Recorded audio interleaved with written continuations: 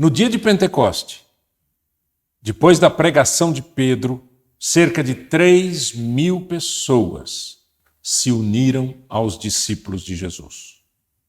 O que aconteceu depois? Fique ligado.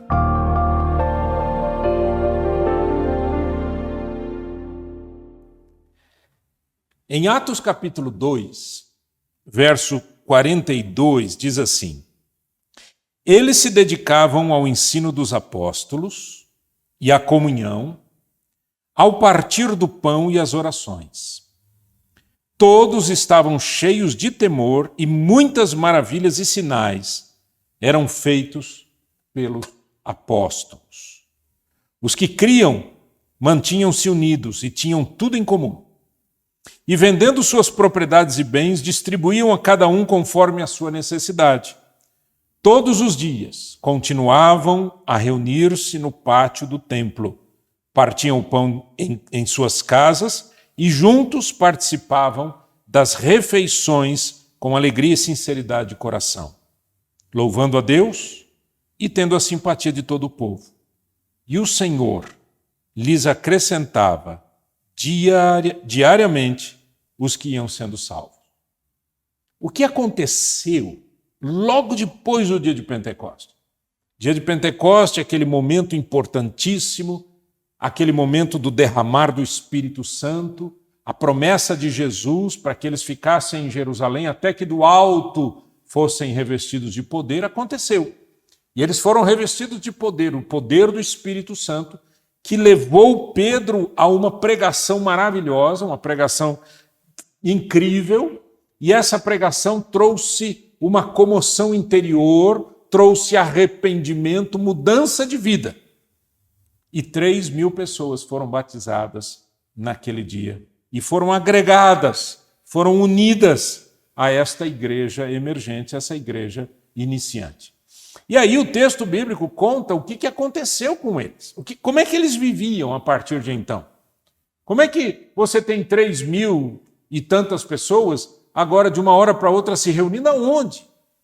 Em que lugar? Primeira coisa, a gente sabe que eles se reuniram no pátio do templo. O templo de Jerusalém era um lugar muito grande, imenso. O Santo dos Santos e o lugar santíssimo não eram tão grandes do ponto de vista da construção, mas o pátio era muito grande, era imenso.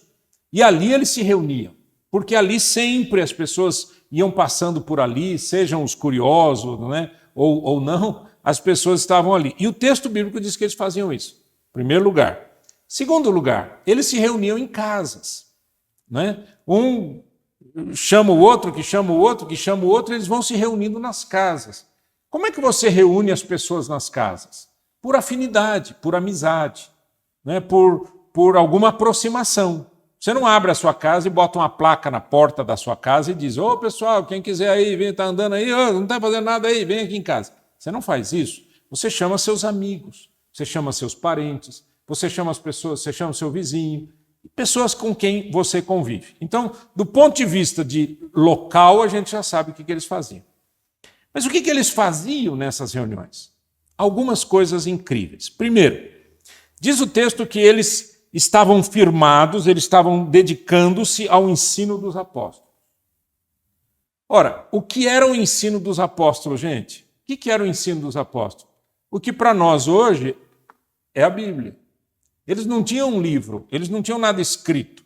Eles tinham os apóstolos que conviveram com Jesus, que aprenderam de Jesus, que ouviram a Jesus, que viram Jesus, que tocaram em Jesus, que andaram com Jesus, que tiveram jornadas incríveis com a pessoa do Senhor Jesus. Então, aquela igreja ficava ouvindo os apóstolos. Os apóstolos estavam ali para ensinar a igreja, para mostrar. Por quê? Porque uma das características do apóstolo é que ele tem andado com Jesus. Ele tem andado com Jesus. Então, quando Paulo é chamado de apóstolo, é porque ele viu Jesus na conversão. O Senhor Jesus apareceu a ele. E aí, então, o que acontece é que esses discípulos passam a ouvir os apóstolos. Ok. O que isso significa para nós hoje? significa para nós hoje que a gente tem que ouvir a palavra de Deus. Nós temos agora os ensinos dos apóstolos, os dos profetas, né? Nós temos os livros históricos, os livros poéticos, os livros proféticos, no Antigo Testamento, no Novo Testamento. Nós temos a palavra de Deus e a gente precisa conhecê-la. Você sabe que antigamente, quando eu ministrava, pregava e tal, não tinha esse negócio de celular, não tinha nada dessas coisas. Eu sou pastor há mais de 40 anos, né? E não tinha esse negócio de ter, eu vou acessar aqui a Bíblia no celular. Não tinha. Você tinha que ter o papelzinho mesmo, você tinha que ter o livro, né? E eu sempre dizia assim, gente, vamos ler o texto tal. Tá? Lia o texto, dizia, mantenha a sua Bíblia aberta, porque nós vamos para um texto, vamos para o outro, vamos conhecer a palavra de Deus. Não é, a coisa não tem que ser, tem gente que até hoje faz isso, até quem tem a Bíblia em papel, né? O pastor lê lá, então, tal, a pessoa imediatamente fecha, coloca a Bíblia ali no banco, na cadeira, né? E fica ouvindo uma mensagem. Aí, sei lá que mensagem que é. Então, o que a gente precisa é voltar a conhecer as Escrituras, conhecer a Bíblia, ler a Bíblia devagar, não tenha pressa, vamos conhecer o que a palavra de Deus ensina para a gente. Então, eles ficavam firmes no ensino dos apóstolos. Segundo, eles ficavam também conectados, eles tinham comunhão. A comunhão aqui, gente, é a fraternidade, é estar junto, é andar junto, é crescer junto, né? Isso é muito importante. A gente cresce ao lado das pessoas. Pessoas mais maduras nos inspiram, né, a alguma mudança de vida. Pessoas menos maduras aprendem conosco. Então, esse relacionamento da igreja é extremamente importante. O partir do pão, eles partiam o pão como a ceia do Senhor. Eles não só comiam juntos, por quê? Deixa eu explicar isso daqui. Havia, naquele tempo, na época de pós-morte e ressurreição de Jesus Cristo e ascensão de Cristo, o que eles chamavam de ágape ou agape, né? A palavra ágape é uma palavra grega que quer dizer amor, geralmente relativo ao amor de Deus. E então, o que era esse ágape? Eles se reuniam e comiam juntos. Quando você lê 1 Coríntios capítulo 11, você vê o apóstolo Paulo dizendo assim, gente, tem gente que está comendo antes dos outros e está comendo mais que os outros e não sobra para quem quer. Ele estava ordenando essa refeição. Mas, ao mesmo tempo, eles partiam o pão do ponto de vista da ceia do Senhor. Então, essa reunião era uma reunião fraterna, amorosa, graciosa, era uma refeição, eles comiam juntos e eles partiam o pão na ceia do Senhor. Por que é importante a ceia do Senhor? Porque a ceia do Senhor é um compromisso do cristão com Jesus. Jesus não está presente no pão ou no cálice, né? Não é transubstanciação. Transubstanciação é uma doutrina da Igreja Católica Apostólica Romana, em que os elementos se transformam em Cristo. Não, nós não cremos assim. Nós cremos que os elementos continuam elemento. Pão é pão, o suco de uva é o suco de uva. Mas então qual é o significado? É o símbolo, é a presença do Espírito Santo no meio da igreja, entre nós e dentro de nós, mas não se transformando em elementos físicos como pão ou suco. Então não é transubstanciação, nós cremos na presença de Jesus na hora da ceia, a presença do Senhor no meio da igreja, entre nós, tá? Então, eles participavam também do partir do pão e das orações, e nas orações. Eles estavam juntos. A ideia aqui, gente, é que a igreja precisa aprender a conviver, a andar junto, né? E a gente vai andando junto, obviamente, com as pessoas que creem como a gente crê. Você não vai orar com uma pessoa que não crê no mesmo Deus que você crê, que não crê na mesma palavra de Deus que você crê. Não vai orar, né? Orar no sentido de ter comunhão. Você pode orar pela pessoa, você pode ajudar a pessoa a conhecer a Cristo, ajudar a pessoa a conhecer a palavra de Deus, mas você não tem comunhão.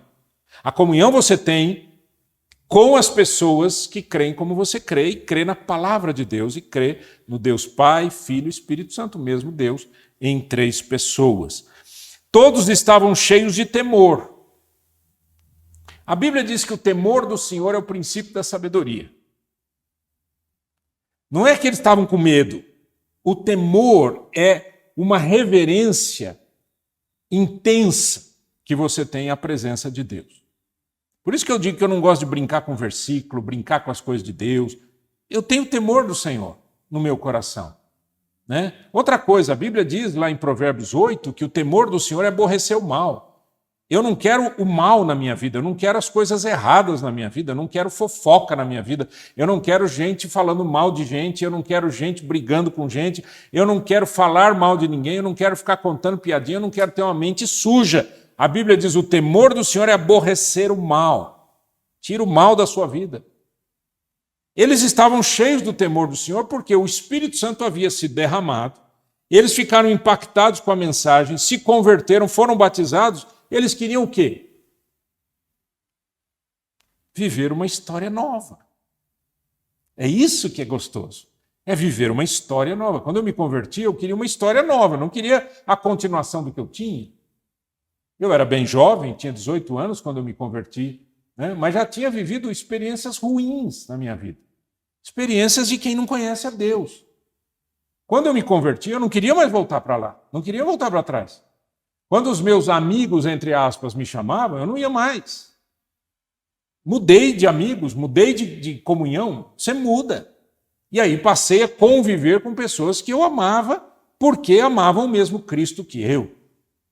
Mas também isso não me fez ser ingênuozinho, né? Ingênuo, para acreditar que todo mundo que está dentro desta comunidade tem o temor do Senhor. Eu aprendi que não, porque ouvi nas conversas, nos bate-papos, pessoas que eram mundanas tanto quanto eu era antes de conhecer a Cristo. Então você vai aprendendo também a separar o joio do trigo, né? Vai separando as coisas. Então eles tinham o temor do Senhor, e aí o que acontecia? Muitas maravilhas e sinais eram feitos pelos apóstolos. O poder de Deus se manifesta onde tem fé. Olha aqui. No ministério de Jesus, houve momentos em que o Senhor Jesus não fez milagres em certas regiões. Por quê? Porque eles não criam. Não havia fé. Eles não criam que Jesus Cristo poderia fazer aquilo, ou não criam que Jesus era quem ele disse que era. Eles não criam. E porque não havia fé, não havia milagres. Tem gente que diz, pastor, por que hoje em dia a gente não vê os milagres que a gente vê na Bíblia? Porque a gente não crê. A verdade é essa. A verdade é que a modernidade, o progresso, fizeram de nós pessoas fracas. Você não ora porque você está com dor de cabeça, você toma um remédio. Você não ora porque você está precisando de sustento, né? Você sai correndo fazendo qualquer coisa para ver se levanta um dinheiro, vai até pedir na rua. Você não ora mais, você não busca Deus, você não clama. Né? A gente não ora por... A pessoa está enferma. Olha, isso é ruim, hein? Isso aí, eu acho que não vai aguentar. Não é assim que a gente faz. A gente não ora mais, a gente não busca, a gente não crê. Essa é a verdade. Né? Eu me lembro de uma vez estar conversando com um grupo de cristãos sobre uma determinada pessoa. Eu disse, olha, eu estou evangelizando fulano. Como era uma pessoa muito conhecida na cidade, eu disse para aqueles cristãos que estavam do meu lado, olha, eu estou evangelizando fulano. Verdade? Falei, é. E aquilo lá é uma mala sem alça, disseram para mim. O que quer dizer isso? Ah, aquele cara lá não quer saber nada de Deus, não. Mas eu estou evangelizando o cara. Não há fé, não há poder. Não há dedicação a Cristo, não há poder. Você não vai ver milagres se você não crê. Agora, se para tudo você tem resposta, como tem gente que tem resposta para tudo, são pessoas cansativas, né? A gente está ouvindo a pessoa assim, o tempo todo sabe tudo, conhece tudo. Você fala qualquer coisa, a pessoa sabe. Ainda que saiba, não tem humildade para ouvir, não tem humildade para parar e dizer, espera um pouquinho, eu não sou o centro das atenções, eu não sou o astro nem a estrela dessa conversa. Humildade no coração e fé no poder de Deus. Vamos crer que Deus vai fazer esse milagre. Vamos crer que o Espírito Santo vai trazer aquela pessoa. Vamos crer que o Senhor vai visitar aquela pessoa. Ah, pastor, mas se a gente ora e a pessoa morre? Ué, morreu. A culpa não é minha, eu estou crendo no poder de Deus. Agora, o meu Deus, Ele não faz o que eu quero. Ele faz o que Ele quer, mas Ele quer que eu peça. A Bíblia diz, pedi e dar-se-vos-á, buscai e achareis. Batei e abrir-se-vos-á, porque todo que pede recebe, todo aquele que bate a porta se abre, todo aquele que busca encontra. Mas ao mesmo tempo a palavra de Deus diz que a gente deve orar segundo a vontade de Deus. Então a vida cristã é dinâmica. Não existem respostinhas prontas. Não existem slogans, né? O que existe sim é a palavra de Deus ensinando para a gente a cada passo. Então, quando eles estavam juntos, os milagres continuaram acontecendo. E coisas novas e coisas incríveis iam acontecendo no meio do povo. Agora, um milagre incrível que aconteceu aqui está relatado também. Diz assim, os que criam mantinham-se unidos e tinham tudo em comum. Venderam suas propriedades e bens, distribuíram a cada um conforme a sua necessidade, todos os dias continuavam a se reunir no pátio do templo e assim por diante. Aqueles cristãos, que a gente chama de cristãos primitivos, não porque eles eram primitivos do ponto de vista da falta de cultura ou coisa parecida, mas eram os iniciantes da fé, os primeiros membros da igreja cristã, eles criam que Jesus estava para voltar imediatamente. Havia esse sentimento. Talvez, por isso, eles já foram vendendo tudo que tinham e dividindo entre todos. Mas, independentemente da interpretação, o sentido é mais importante do que o ato em si. Qual é o sentido? O sentido é o sentido de olhar para o lado. Esse é o milagre, olhar para o lado. Eu tenho, ele não tem, ela não tem. Quando você começa a olhar ao seu redor e ver que seus irmãos e irmãs em Cristo não têm alguma coisa que está faltando para essas pessoas, e você abre a sua mão e abençoa essas pessoas, isso é um milagre da generosidade. Certo? Esse é o milagre da generosidade. Infelizmente, vou falar aqui, olhos nos olhos, infelizmente, nós vivemos num momento histórico em que as pessoas só pensam em si mesmas. E elas não olham para ver se alguém está precisando de ajuda. E até dentro dessas comunidades eclesiásticas, né, que a gente chama de igreja, existe caso assim. A pessoa sai, termina o culto, a pessoa sai, né, com seu carrão, com a sua família, e ainda vão comer fora. E sai uma família aqui que vai pegar um ônibus e não tem o que comer. A gente parece que não consegue olhar ao lado e perguntar, e aí, como é que está, como é que não está? Ah, mas é que se a gente pergunta, a pessoa vai falar. Então é para isso que serve pergunta. A gente pergunta para ouvir. Saber o que está acontecendo. Né? Às vezes sai de um culto à noite, dá uma carona para a pessoa. Quantas vezes eu fiz isso daí? Não estou dizendo que eu sou o cara, não. Eu só estou dizendo o seguinte, não custa. É isso que eu quero dizer. O milagre de abrir o coração, o milagre de ver que tem um irmão, uma irmã que não tem o que comer. Não tem o que comer. E que muitas vezes aquilo que seria uma simplicidade para uma família, que é oferecer uma cesta básica, a pessoa não oferece. Ah, não vou oferecer porque vai que a pessoa se ofende. Quem que vai se ofender, gente, por ganhar arroz e feijão? Quem que vai se ofender? Eu posso comprar o meu arroz e feijão, mas se alguém chegar na minha casa com um saco de arroz e dizer, pastor, eu quero te dar isso daqui, eu vou dizer, aleluia, glória a Deus, vou comer com alegria. Não estou pedindo e nem preciso. Mas o que eu quero dizer é o milagre da generosidade. Havia generosidade nessa igreja. As pessoas olhavam para o lado. Né? Um tem, o outro não tem. Esse aqui tem um bem, esse não tem. Ele vendia e dividia. Essa atitude, repito, eu não estou dizendo que a gente tem que fazer isso, que você tem que vender seu carro, vender sua casa, vender seu terreno. Eu não estou dizendo que você tem que fazer isso. Eu estou dizendo que a gente precisa ter um coração generoso e que a gente precisa olhar para o lado, olhar o que está acontecendo ao nosso redor. E aí diz que eles partiam o pão em suas casas e juntos participavam das refeições com alegria e sinceridade, uma outra tradução de singeleza de coração, louvando a Deus e tendo a simpatia de todo o povo. Que lindo! Uma igreja simpática, não antipática.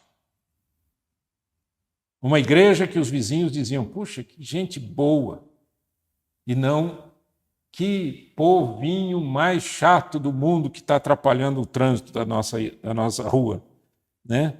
Caindo na simpatia do povo. E o Senhor lhes acrescentava diariamente que iam sendo salvos. Quem traz as pessoas é o Senhor. É o Senhor quem toca nos corações. Por quê? Porque essa igreja é uma igreja que vive o que acredita. Ela vive a palavra de Deus. Ela vamos dizer, encarna a mensagem pregada. Eu quero ser assim. Você não quer, não? Eu quero, eu desejo. Para a glória de Deus. Tenho o privilégio, né, de daqui a alguns anos vou fazer 50 anos de convertido a Cristo. 40 anos de pastoreio. Eu quero uma história nova ainda e experimentar essa dimensão de uma igreja que se importa, uma igreja amorosa, uma igreja bondosa, uma igreja que morde a língua, mas não fala mal dos outros. Uma igreja de Jesus, de verdade. Vamos orar? Pai Celestial, em nome de Jesus Cristo, a minha oração, Senhor, é que o Senhor transforme o nosso coração para buscarmos o que é excelente e andarmos nos teus caminhos segundo a tua vontade, em nome de Jesus. Amém.